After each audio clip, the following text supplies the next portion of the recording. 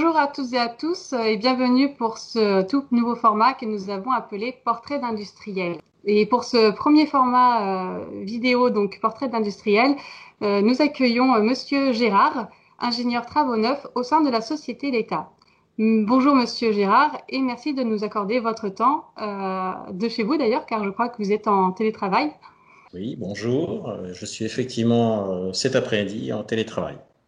Nous avons également avec nous Antoine Guignard, responsable commercial chez Giga, en charge de plusieurs projets de mécanisation pour la société l'État. Bonjour Antoine.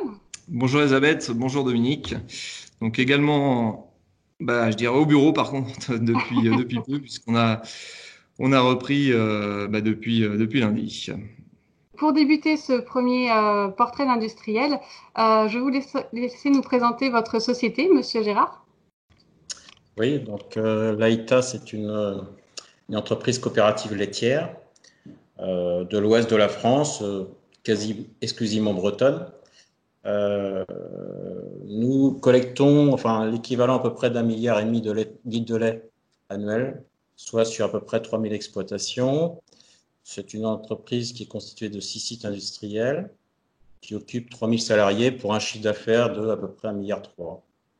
Nos fabrications se répartissent en activité beurre, en activité fromage, pâte molle, type brie, pâte pressée, type emmental, du produit frais, fromage blanc, crème, des fromages fouettés, des crêpes, et puis une grosse activité de séchage, poudre de lait infantile. Nous avons une marque phare qui est la marque Paysan Breton, qui se décline notamment sur toutes les plaquettes de beurre. Et quelles sont les évolutions majeures de ces dernières années? Alors l'AITA, la première évolution, c'est sa création déjà en 2009. Et puis après, on a vu en 2015 une extension de l'activité fromagère sur le site de Ploudaniel. En 2017, nous avons remis à niveau l'ensemble des activités beurre. Et 2018, nous avons mis en œuvre une nouvelle tour de séchage sur le site de Créan.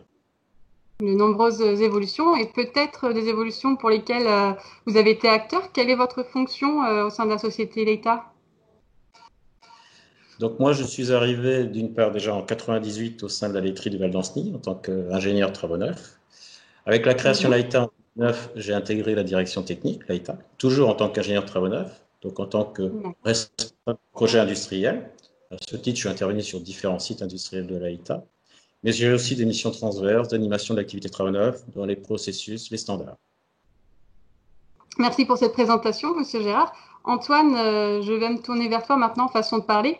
Quelle est la relation entre la société Giga, concepteur de machines de conditionnement, et la société l'État, coopérative laitière? Alors, la société l'État est un client, Giga, puisque nous avons commencé à collaborer, à travailler ensemble au début des années 2000 sur différents sujets et notamment de la machine spéciale. Nous avons ensuite continué notre collaboration et avec Dominique, on se connaît déjà depuis plusieurs années puisqu'on a eu l'occasion de se rencontrer sur différents sites pour différents projets de mécanisation, dont un projet récent qu'on a concrétisé, je dirais, en 2017 autour de l'encaissage wrap.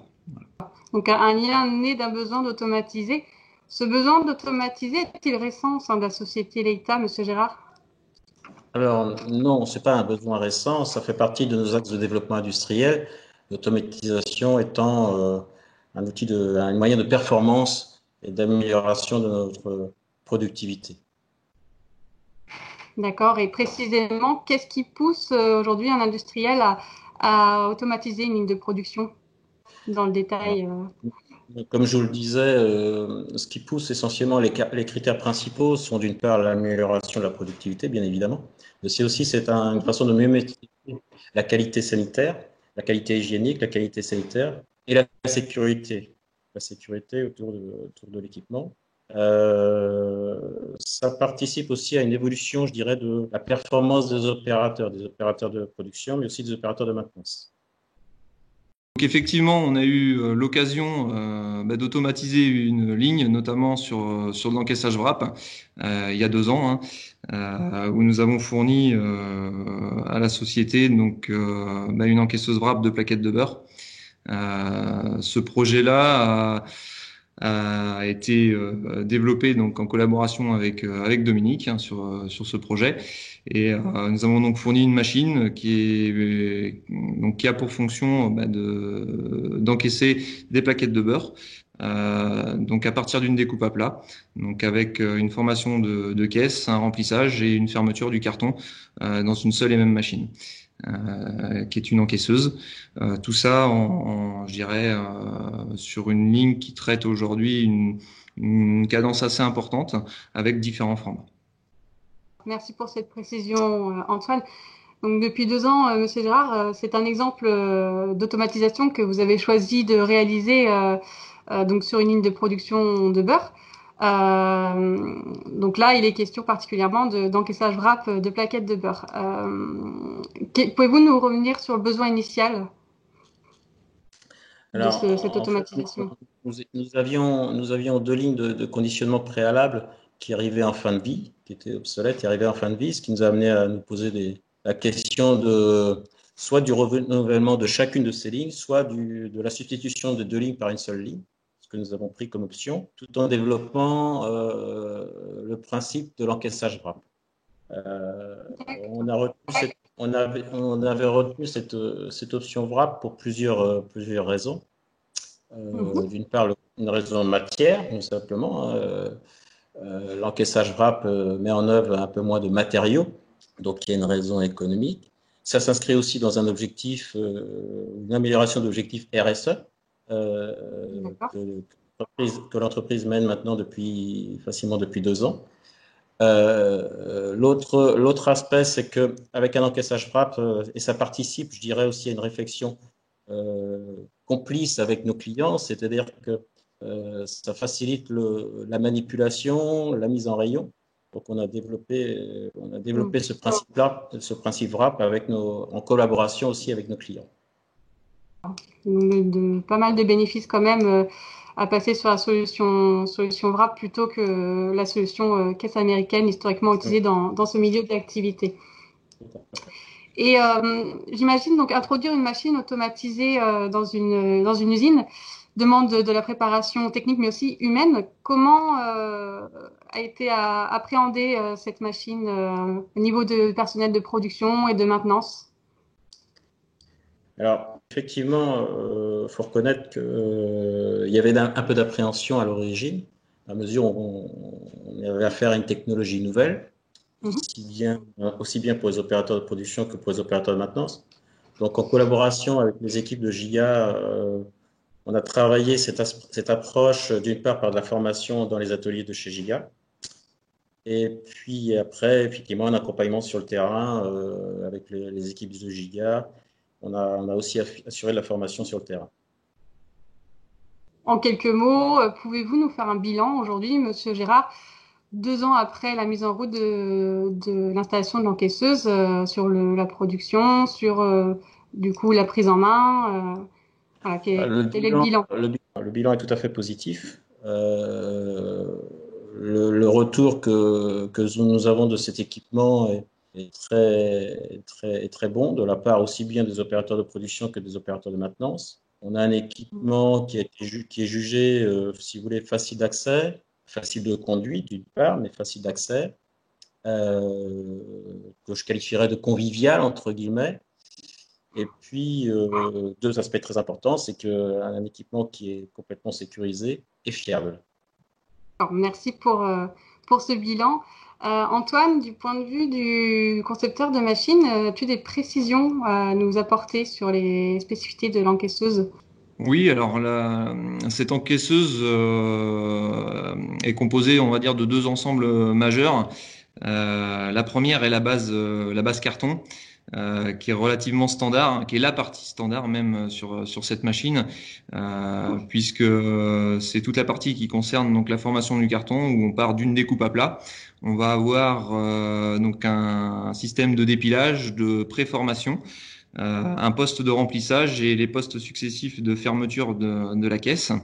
Donc tout ça sur une machine monobloc qui est équipée, je dirais, de base de manière assez automatisée.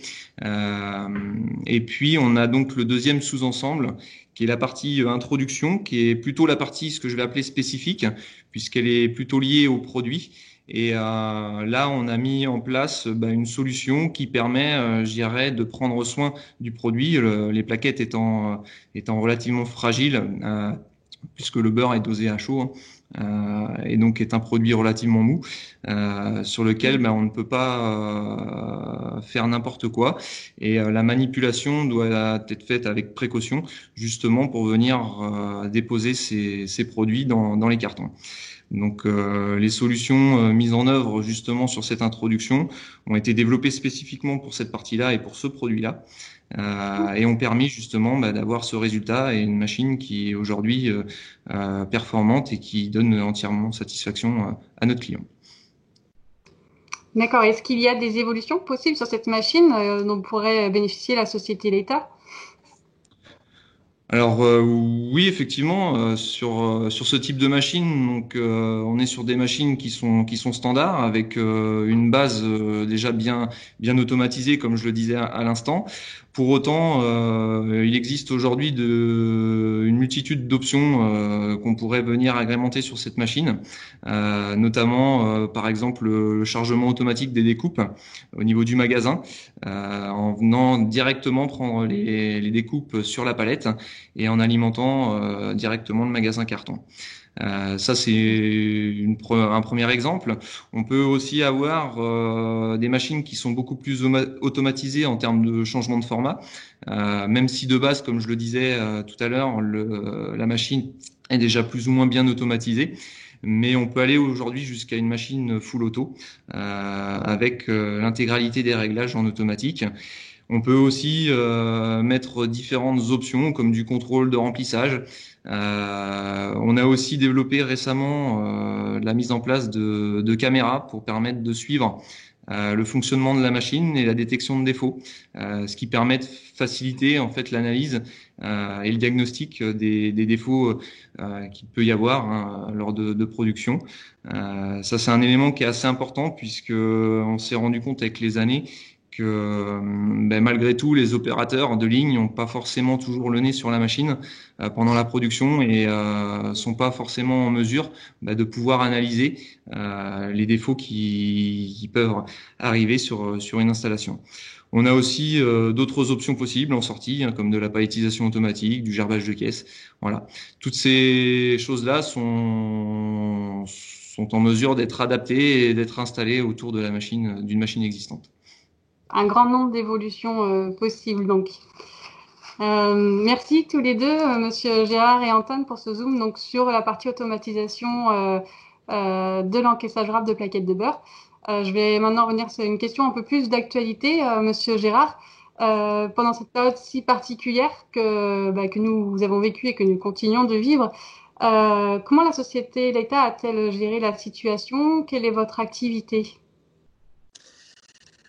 Je dirais assez classiquement, à partir du 17 mars, beaucoup de salariés ont été confinés, ont été mis en télétravail.